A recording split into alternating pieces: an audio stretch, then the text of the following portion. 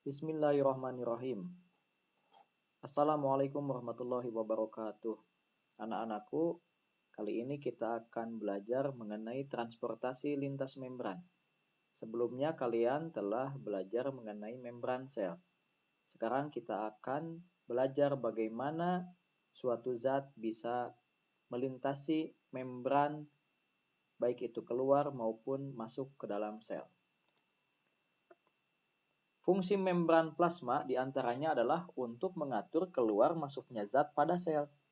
Pengaturan ini penting karena sel membutuhkan zat dari luar sel dan harus mengeluarkan alias harus mensekresikan zat keluar sel. Sifat membran sel yang selektif permeable memungkinkan membran tersebut untuk mengatur transportasi zat keluar atau masuk sel. Pada dasarnya, transportasi membran terdiri dari dua jenis, yaitu transport pasif dan transport aktif. Sekarang kita bahas transport pasif. Transport pasif merupakan perpindahan molekul zat atau ion tanpa membutuhkan energi. Nah, ini kata kuncinya. Tanpa membutuhkan energi. Transport pasif dapat berlangsung dari konsentrasi tinggi ke konsentrasi rendah, alias tidak melawan gradien konsentrasi, makanya tidak membutuhkan energi. Ya. Bagaikan kalau kita berlayar di suatu sungai, misalkan naik perahu, kalau dari hulu ke hilir tidak melawan arus, maka itu dengan mudah tanpa energi bisa melaju seperti itu. Tapi kalau dari hilir mau melawan arus ke arah hulu, maka tentu dibutuhkan energi. Nah, seperti begitulah kurang lebihnya. Nah, contoh transport pasif adalah difusi, difusi terfasilitasi, dan osmosis. Kita bahas satu persatu. Untuk difusi.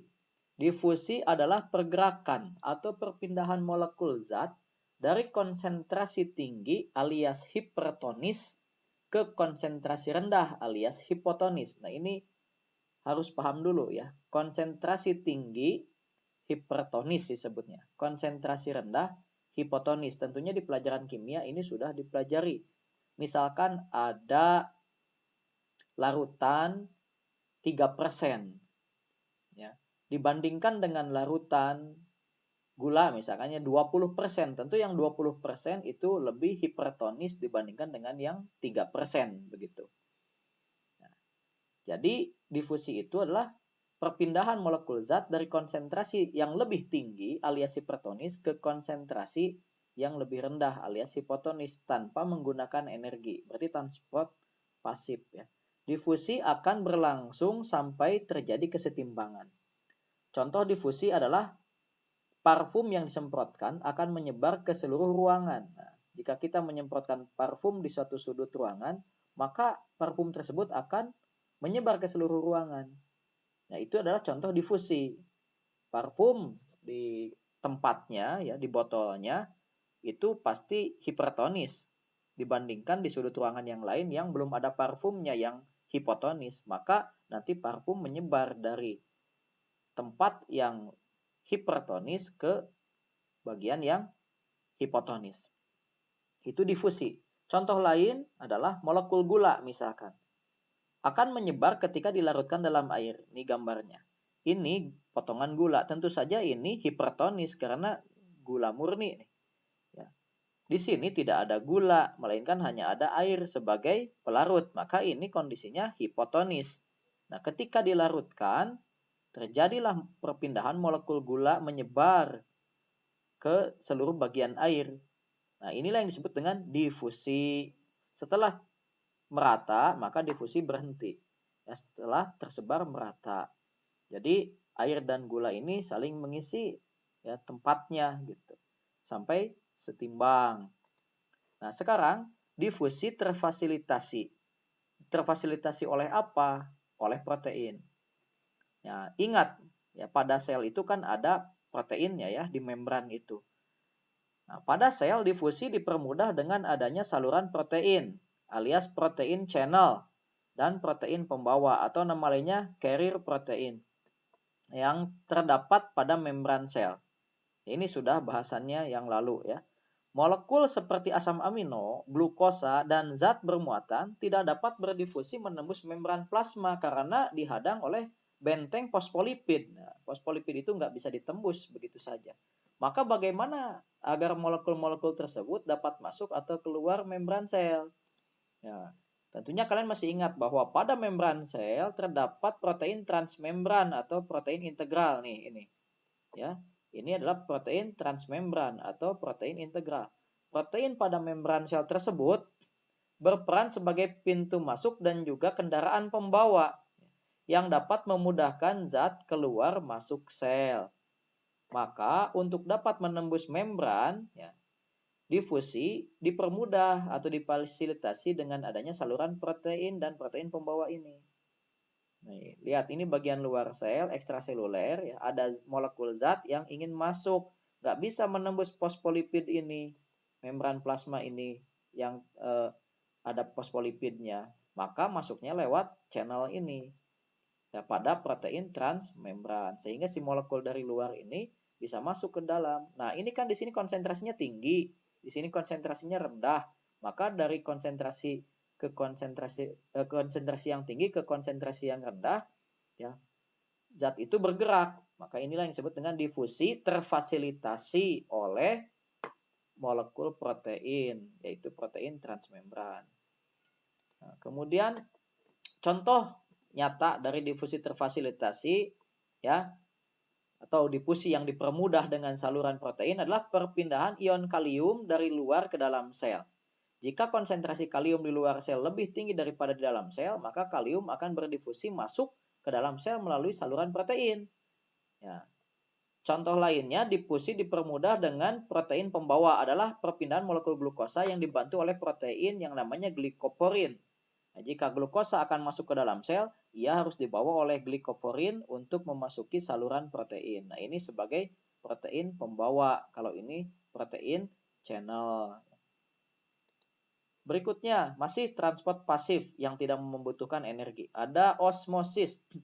Osmosis adalah perpindahan pelarut. Nah, ini yang pindahnya bukan zat terlarutnya, tapi pelarutnya.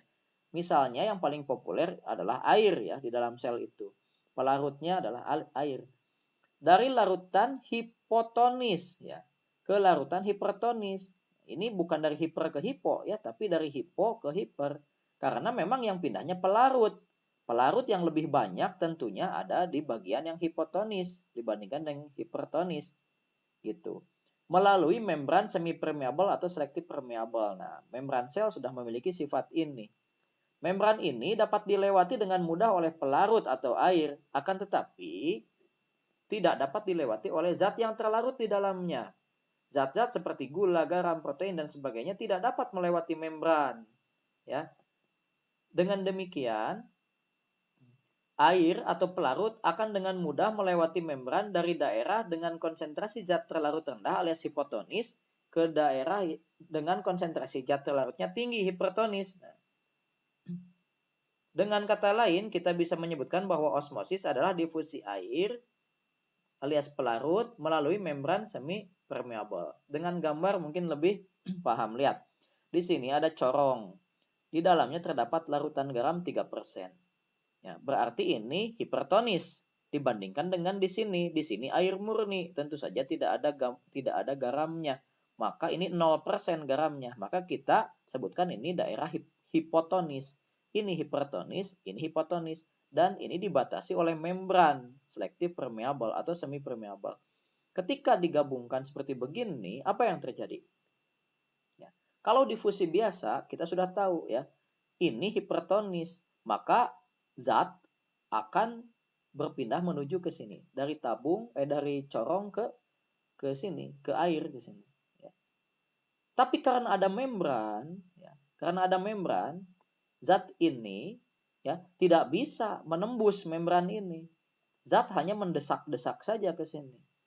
Sementara air bisa dengan mudah masuk dari sini, ya, dari gelas ini ke dalam corong. Maka larutan garamnya akan naik ke sana.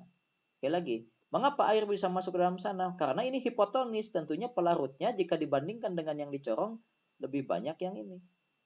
ya, maka dari hipotonis akan mengalir pelarutnya, airnya ke sana. Ya, sementara zatnya walaupun dia pengen ya berdifusi ke sini tidak bisa karena di sini dihalangi oleh membran. Maka yang terjadi adalah osmosis, yaitu perpindahan molekul pelarut dalam hal ini air dari hipotonis ke hipertonis. Maka ini akan masuk ya ke dalam corong dan larutan garamnya akan naik ke sini. Sampai terjadi kesetimbangan, yaitu ketika berat ini sebanding dengan tekanan osmotik ke sini. Gaya berat ke sini sebanding dengan tekanan osmotik ke sana, maka ini akan berhenti osmosisnya nanti. Begitu kurang lebih ya. Jadi sekali lagi, kalau osmosis itu yang pindah adalah pelarut yang melalui membran semi permeable dari hipotonis ke hipertonis. Itu kuncinya. Berikutnya, ini kasus osmosis pada sel hewan ya. Sel-sel hewan akan berada pada kondisi normal jika ditempatkan pada larutan yang isotonis. Berarti ini konsentrasinya sama ya antara cairan di dalam sel dengan cairan di luar sel. Jika sel hewan, misalnya sel darah merah di sini ya, ditempatkan pada larutan yang hipertonis maka yang terjadi akan terjadi osmosis ya. Air dalam sel yang lebih hipotonis ya. Di dalam sel berarti hipotonis karena di luar sel hipertonis. Maka tadi konsep osmosis ya, dari hipotonis ke hipertonis ya. Akan keluar air itu dari dalam sel yang hipotonis ke luar sel yang hipertonis. Ya. Akibatnya karena airnya keluar ya, maka sel tersebut akan kekurangan cairan sehingga sel akan mengkerut. Nah, peristiwa mengkerutnya sel hewan tersebut disebut krenasi. Sekali lagi, karena di luar hipertonis, di dalam sel hipotonis. Ingat, ini membran sel kan? Ya, maka dari hipo ke hiper, air pada keluar. Selnya kemudian lambat laun mengkerut, krenasi. Ya. Jika sel hewan ditempatkan pada larutan yang lebih hipotonis, di sini terjadi sebaliknya. Kita analisis coba. Kalau larutan di luarnya adalah hipotonis, di dalamnya berarti hipertonis kan? Ingat, osmosis melalui membran itu adalah dari hipo ke hiper melalui membran semi permeable. Airnya akan masuk ya dari luar sel ini masuk ke dalam sel sehingga lambat laun akan mengembang dan bisa lisis. Kalau terjadi lisis ini pada sel darah ada istilah khusus nih disebutnya hemolisis. Maka dalam sel hewan sebaiknya larutan itu ya di luar sel itu adalah larutan isotonis. Makanya banyak iklan minuman isotonis katanya begitu. Berikutnya, kalau pada sel tumbuhan sama saja seperti begitu konsepnya. Ya. Tapi berbeda sel tumbuhan itu dari sel hewan. Sel tumbuhan itu memiliki dinding sel yang keras seperti figuranya nih di sini. Ya. Kemudian tapi elastis ya, keras ya, tapi elastis maksudnya keras itu lebih kaku gitu ya. Cuman bisa sedikit meregang gitu. Dan terbuatnya dari selulosa. Nah, dinding ini dapat membatasi volume sel supaya tidak terus-menerus menggembung dan mencegah untuk pecah. Nah, jika sel tumbuhan berada pada larutan yang hipotonis, maka yang terjadi adalah ingat dari hipo ke hiper, maka air akan masuk dari luar sel itu ke dalam sel. Maka sel ini akan terus menggembung, akan tetapi tidak pecah karena dibatasi oleh dinding sel. Ya, membran sel hanya akan menekan dinding sel terus. Nah, tekanan ini disebut tekanan turgor, ya, turgiditas ya, ada tekanan turgornya. Pada kondisi seperti ini justru sel tumbuhan berada pada kondisi yang normal, yang bagus, segar nanti tumbuhannya. Nah, jika pada larutan isotonis tidak akan terjadi penggembungan sel, ini menyebabkan tekanan membran sel terhadap dinding selnya kurang kuat. Akibatnya sel tumbuhan akan menjadi lembek. Ya, beda dengan ini turgid ya. Lebih lebih kenceng gitu sel-selnya. Nah, lain halnya jika tumbuhan berada pada larutan yang hipertonis. Nih, kalau hipertonis berarti dari hipo ke hiper terjadi osmosis, ya. Air pada keluar dari sini. Pada keluar, lambat laun sel akan mengkerut seperti tadi sel hewan mengkerut. Tapi peristiwanya bukan krenasi karena ini mah adalah lepas si membran sel dari dindingnya. Tadinya kan ini melekat ya pada dinding sel. Menekan, melekat. karena mengkerut membran selnya akibat dari air pada keluar, maka mengkerutnya ini menyebabkan membran sel ini lepas ya dari dindingnya. Nah, ini disebutnya peristiwanya adalah plasmolisis begitu. Nah, sekarang kita ke transport aktif. Kalau transport aktif ya adalah perpindahan molekul zat atau ion yang membutuhkan energi. Nah, perpindahan tersebut dapat terjadi walaupun menentang gradien konsentrasi. Jadi melawan arus pun bisa. Kenapa? Karena dibantu oleh energi. Ya, transport aktif tentu saja membutuhkan energi ya untuk membawa molekul zat dari satu sisi membran ke sisi lainnya. Nah, transport aktif juga memerlukan protein sebagai kendaraan pembawa untuk melewatkan zat melintasi membran. Contohnya ada endositosis, eksositosis, pompa natrium kalium, kotransport, dan pompa proton. Endositosis itu sendiri adalah transport molekul besar, makromolekul, ya, seperti tepung, protein, atau asam nukleat dengan cara membentuk lipatan membran plasma ke arah dalam sel.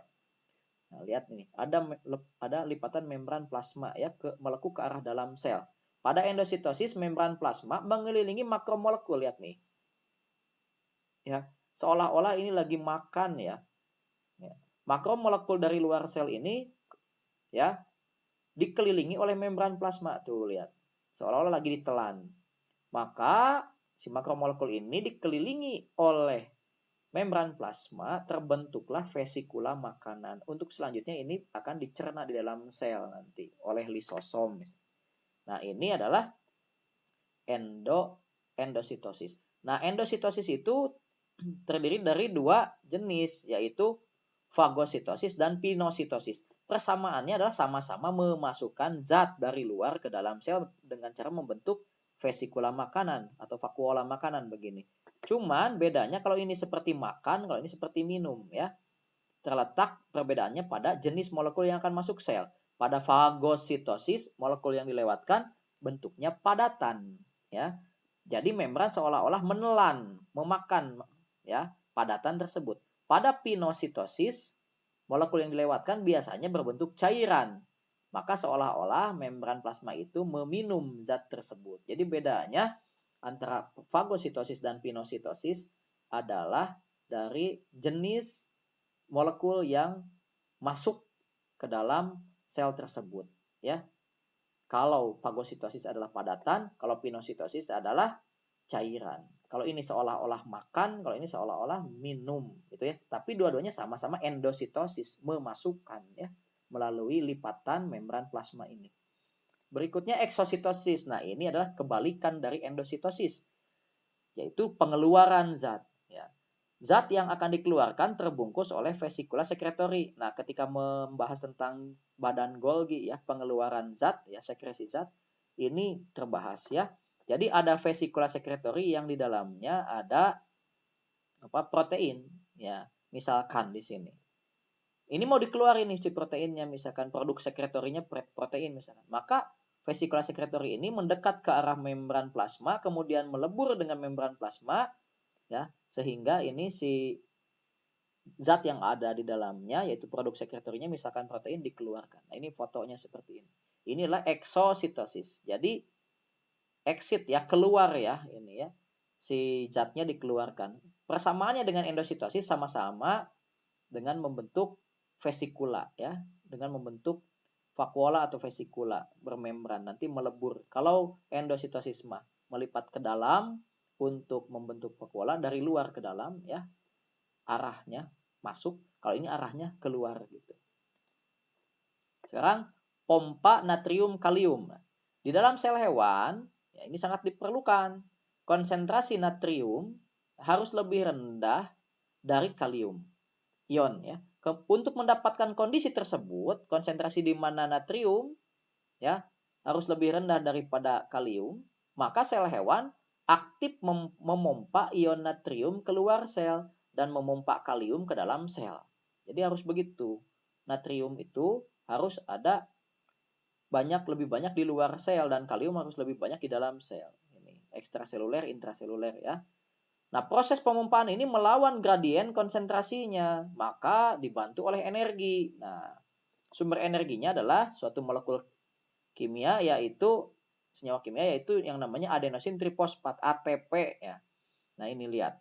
Bagaimana prosesnya? Yang pertama, protein membran akan mengikat natrium intraseluler. Nah, natrium di dalam sel diikat oleh protein di sini. Nah, datanglah ATP ini. ATP memfosforilasi protein. Jadi di sini akan ada kan ATP itu adenosin trifosfat, ada 3 fosfat. Di sini difosforilasi, dikasih nih fosfat di sini. Ya. Proteinnya ini seolah-olah dibukakan kuncinya sehingga fosforilasi ini menyebabkan perubahan konformasi bentuk dari si protein ini sehingga dia lebih mengarah keluar terbukanya sehingga natrium bisa dilepaskan keluar. Nah, setelah itu ya kalium kan harus banyak di dalam, maka kalium akan dipompakan ke dalam. Bagaimana kalium ini bisa masuk? Maka kalium dari luar akan berikatan dengan sisi di luar protein ini, sisi untuk kalium. Nah, ketika ini sudah terbuka bekas ini ya, si kalium nempel di sini masuk. Nah, kemudian pengikatan kalium ini menyebabkan defosforilasi protein. Nah, kunci yang ada di sini lepas lagi, maka akan kembali ke bentuk semula. Ya, terbukalah ke arah dalam, konformasi proteinnya berubah, pintunya terbuka ke arah dalam, maka masuklah si kalium itu ke dalam sel dan siklus berulang. Ya, siklus berulang terus seperti itu. Inilah disebut pompa natrium kalium gitu. Natrium dipompa keluar, kalium dipompa ke dalam dengan menggunakan bantuan ATP, energinya dari ATP gitu. Nah, kotranspor adalah ini bentuk yang lain ya. Kotranspor adalah transport suatu zat yang mengaktifkan zat lain melewati plasma. Kotranspor melibatkan 2 protein transmembran. Lihat nih, ada 2 proteinnya. Nih ya.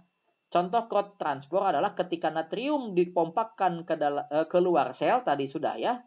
Pompa natrium kalium. Kalium kan dimasukkan nih. Natrium dikeluarkan. Nah, si natrium ini bisa masuk lagi ke sini.